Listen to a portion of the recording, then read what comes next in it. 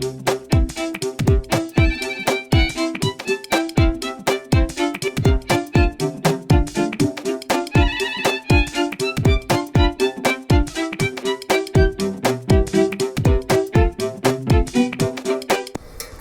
duo.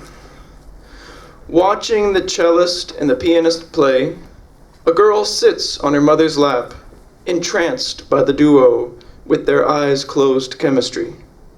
Rhythmic riffs bounce off her eardrums to her dangling feet tapping the air, conducting the night in song. Sunflowers. Off an Oregon country road, an old lady works in a field of sunflowers. Sunflowers she has loved all her life. But now the day has grown hot, and she knows cars will soon be pulling off to see what she has put up a sign for. In the shade of an oak tree, she smiles and watches families arrive to admire and orbit the many suns. Although they are beautiful, no one leans in to smell them, because hundreds of bees are weaving through to drink from the black pool at the center of each.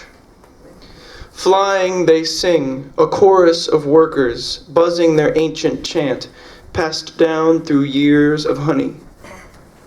One boy breaks away to run down the rows, his mother calling after him, afraid he'll get stung.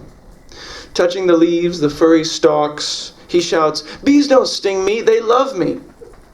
Having raised 3 sons of her own, the old lady smiles, knowing the bees, knowing they are too drunk on nectar to mind another little boy falling in love with the world.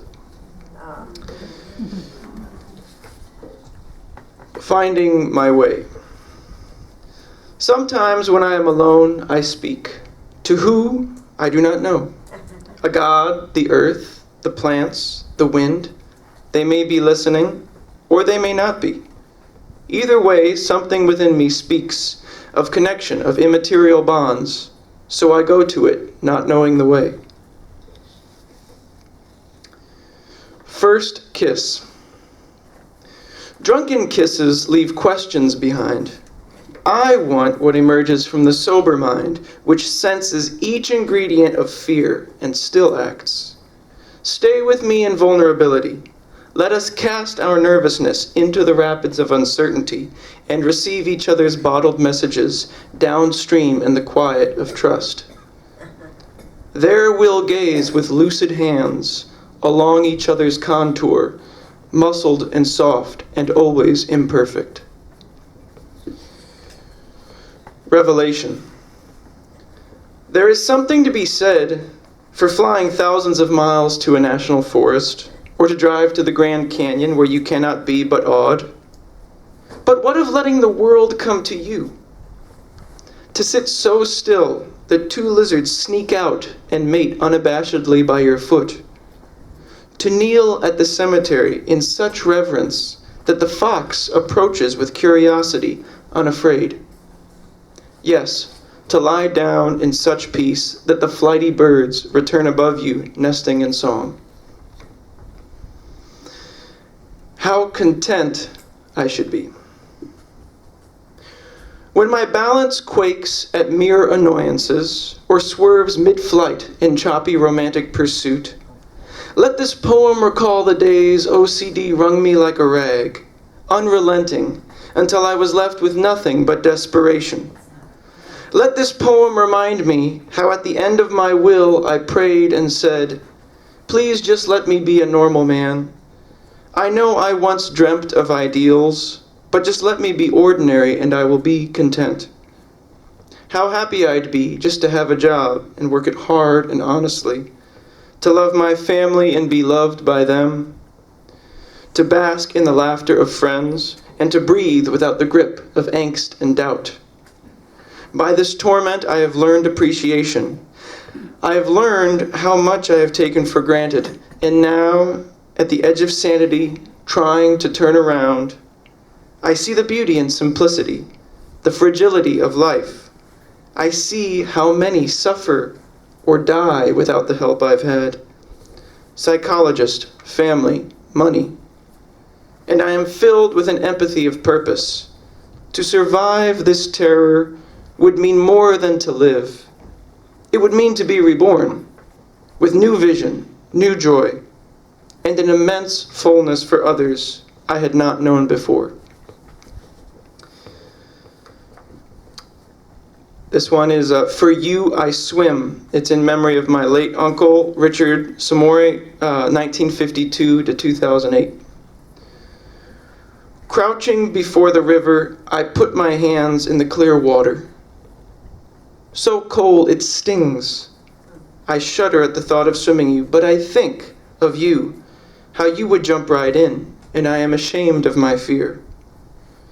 I remove my clothes and step in onto the slick stones beneath the surface, slowly lowering my torso, breathing deeply, resisting the impulse to tense up and hyperventilate.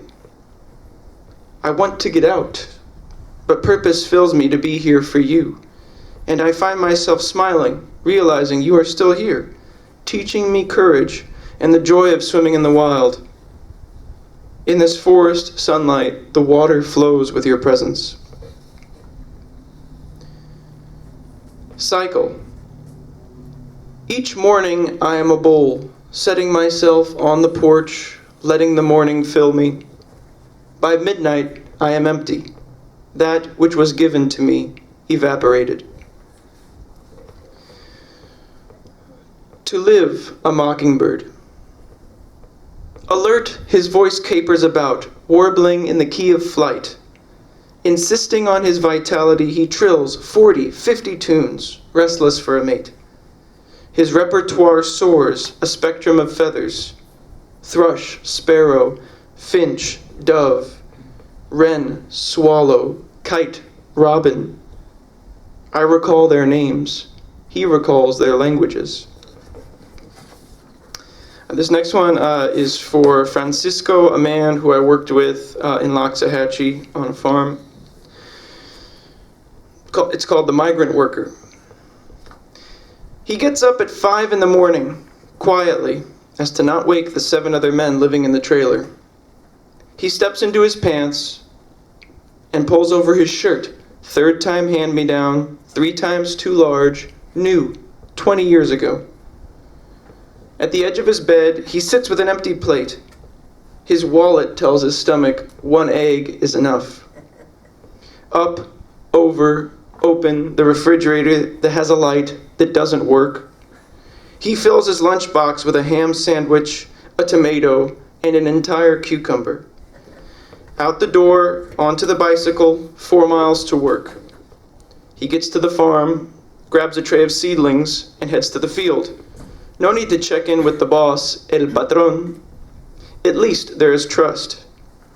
Down the endless rows, he picks up a seedling with one hand, and with the other, using his finger, pokes a hole in the soil, places the seedling in, then closes the dirt around it.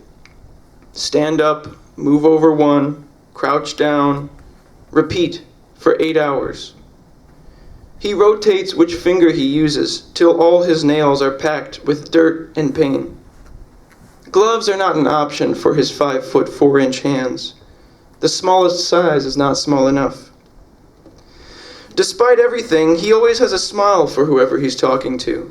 It's as if he could just reach in his pocket and there it is.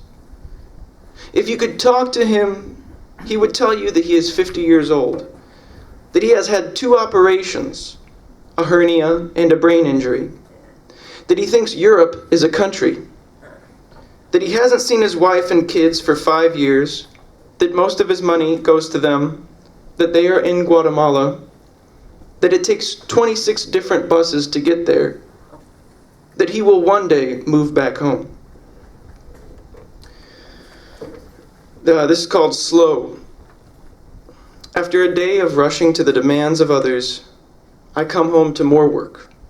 But instead of hurrying, I take my time, enjoying each sensation, the folded clothes in my hand, the stew's aroma as I stir it. By moving slowly, I rediscover life's precious details. Last 2. This is called Heat Lightning. I was very upset one night and I wrote this. Heat lightning. Needing space, I walk out of the house and into the night. where flashes distract me from myself. Two masses of clouds, dark white anvils, flicker like loose bulbs, lightning, then off, lightning, then off. Wicked scribbles, surely understood by some god. 20 minutes pass before I realize the evening is quiet, before thunder's absence strikes me. The mute explosion's too distant to carry it. And I think silent war films, bombings, the early 1900s.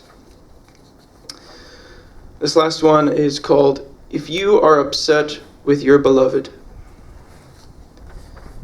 Before lashing out, go back to the quirks, back to the peculiar.